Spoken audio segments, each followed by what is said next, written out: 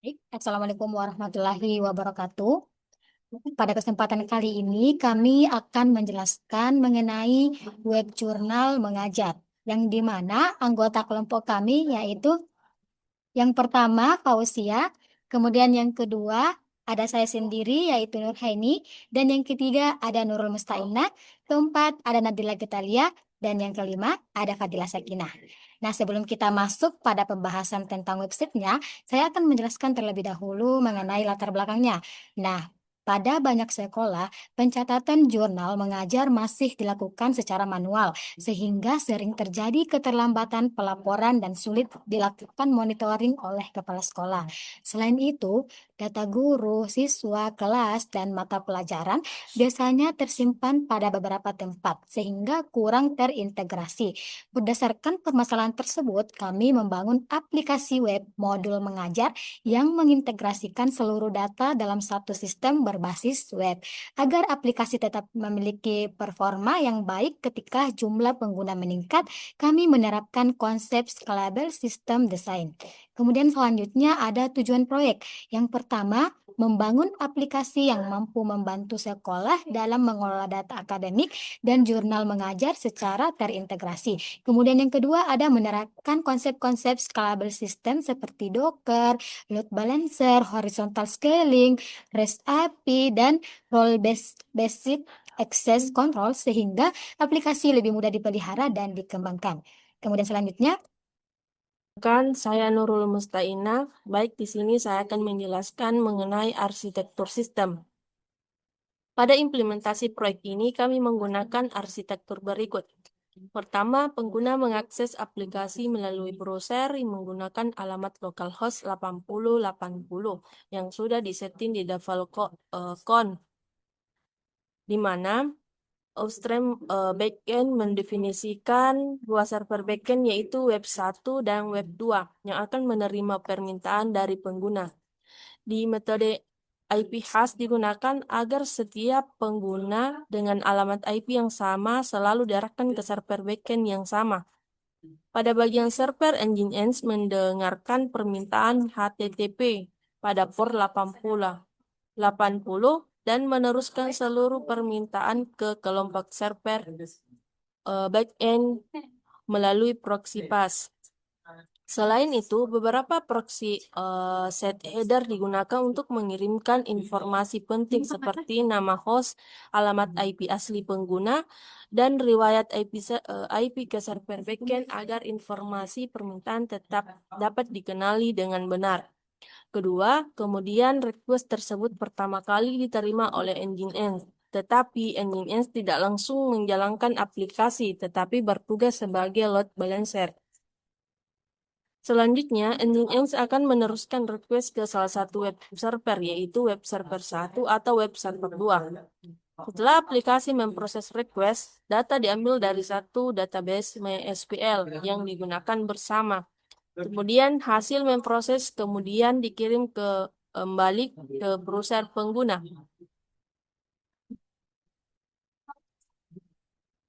Kemudian pembagian server. Kami menggunakan Docker dengan menjalankan perintah Docker PS. Pada pembagian server ini terdiri pertama, kontainer pertama adalah modul Nginx yang berfungsi sebagai load balancer. Kontainer kedua adalah modul web 1 yang menjalankan aplikasi PHP. Kontainer ketiga adalah modul web 2 yang menjalankan aplikasi PHP kedua. Kontainer keempat adalah modul DB yang menjalankan MySQL. Dan kontainer terakhir adalah PHP MyAdmin yang digunakan untuk mengelola database.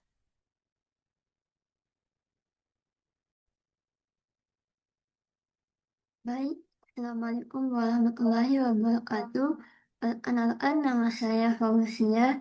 Di sini saya akan menjelaskan tentang gambaran umum sistem. Aplikasi ini terdiri dari beberapa menu utama. Pada sisi administrator, tersedia menu dashboard, data guru, data siswa, data kelas, mata pelajaran, pengguna, activity log, dan jurnal mengajar. Di sini saya akan mencoba login menggunakan admin.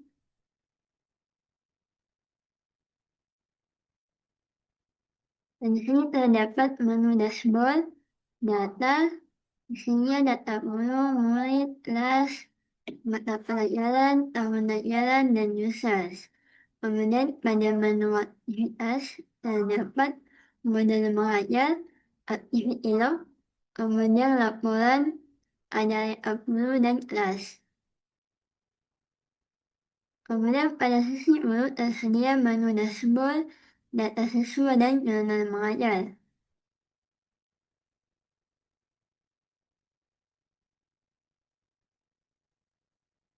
Ini adalah tampilan dari dashboard guru.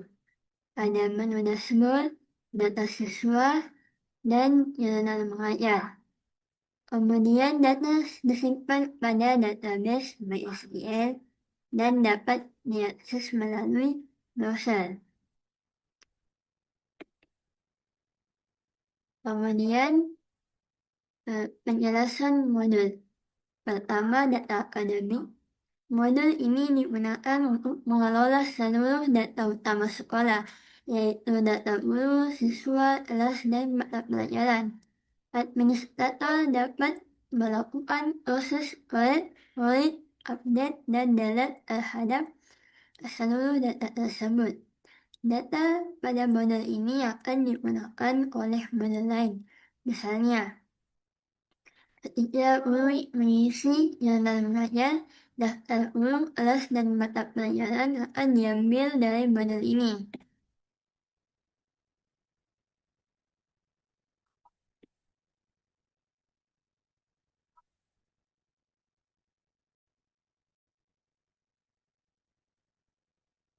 Nah, pada data akademik terdapat data guru di mana guru bisa menambah, mengedit, dan menghapus data. Begitupun dengan data murid, data kelas, dan lainnya. Kemudian jurnal mengajar. Modul ini guru dapat menginput jurnal pembelajaran setiap selesai mengajar. Guru memilih kelas, mata pelajaran, tanggal mengajar, materi pembelajaran, metode pembelajaran, dan catatan pembelajaran. Setelah tombol disimpan dan ditekan, data akan disimpan ke tabel isi journals di database MySQL.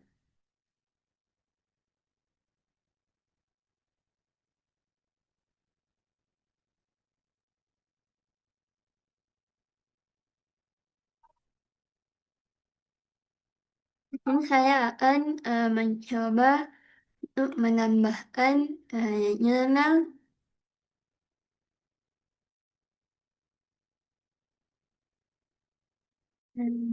kelas AI.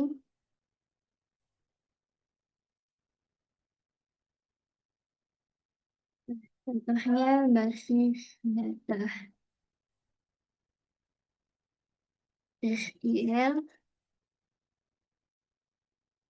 Ini praktik.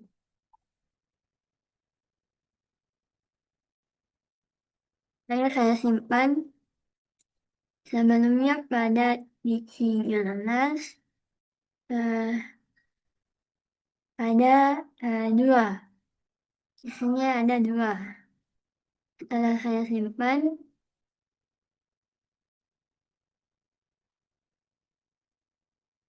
maka dia akan menambah.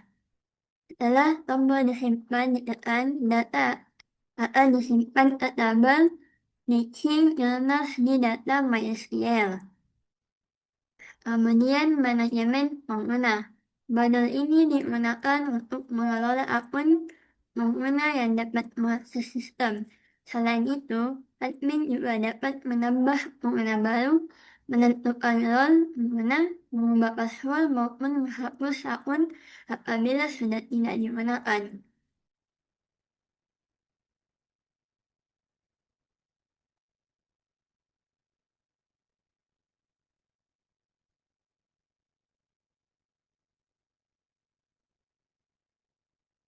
Ini adalah data manajemen pengguna, di mana admin dapat mengedit, menambah, atau menghapus data pada user. Misalnya saya eh, mau mengubah eh, Aisyah jadi admin. Kalau mau menambah password bisa, kalau tidak bisa juga. Kemudian update, maka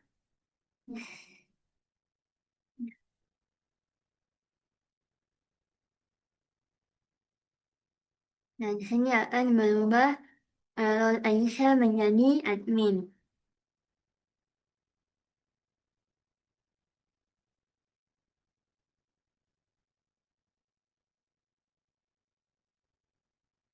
Baik, perkenalkan nama saya Nadila Getalia dengan NIM 105841106623. Di sini saya akan menjelaskan bagian database, yang di mana database-nya itu terdapat beberapa tabel. Pertama itu teacher, student, class, subject, academic years, user, roles, teaching journals, dan activity logs.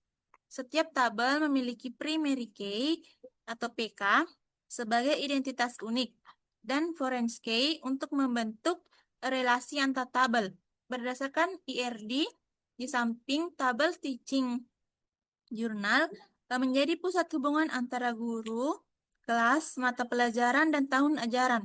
Kemudian tabel activity logs digunakan untuk mencatat seluruh aktivitas pengguna.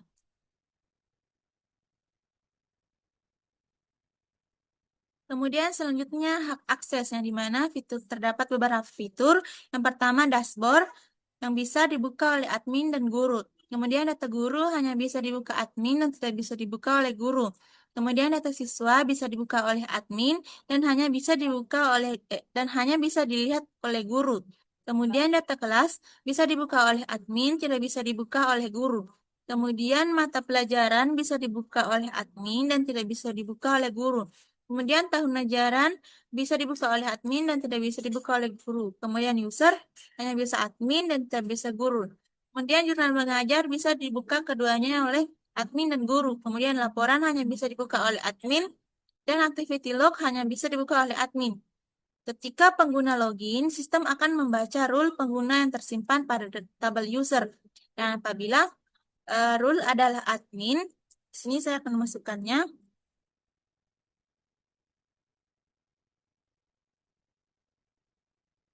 Dan apabila role adalah admin, maka sistem akan mengarahkan pengguna ke dashboard admin yang hanya memiliki hak mengelola seluruh data. Kemudian, selanjutnya,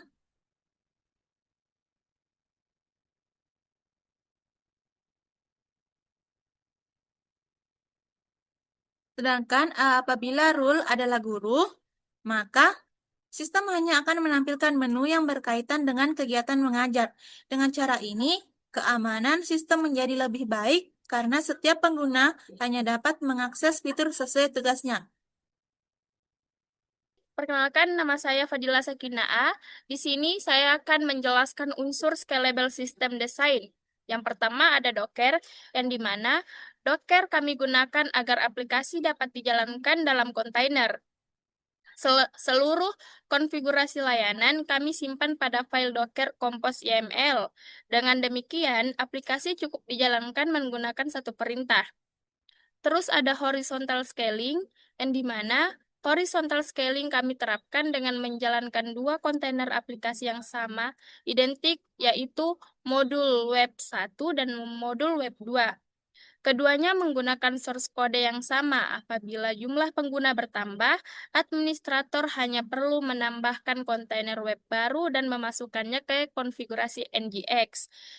Terus yang terakhir ada centralized database, yang dimana kedua web server tidak memiliki database masing-masing. Semua data disimpan pada satu database MySQL, sehingga ketika pengguna mengubah data melalui web server 1, perubahan tersebut langsung terlihat apabila request berikutnya dilayani oleh web server 2.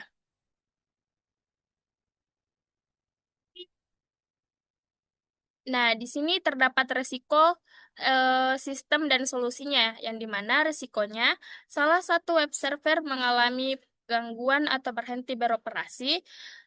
Solusinya yaitu menggunakan NGX load balancer sehingga permintaan pengguna dapat dialihkan ke web server lain yang masih aktif.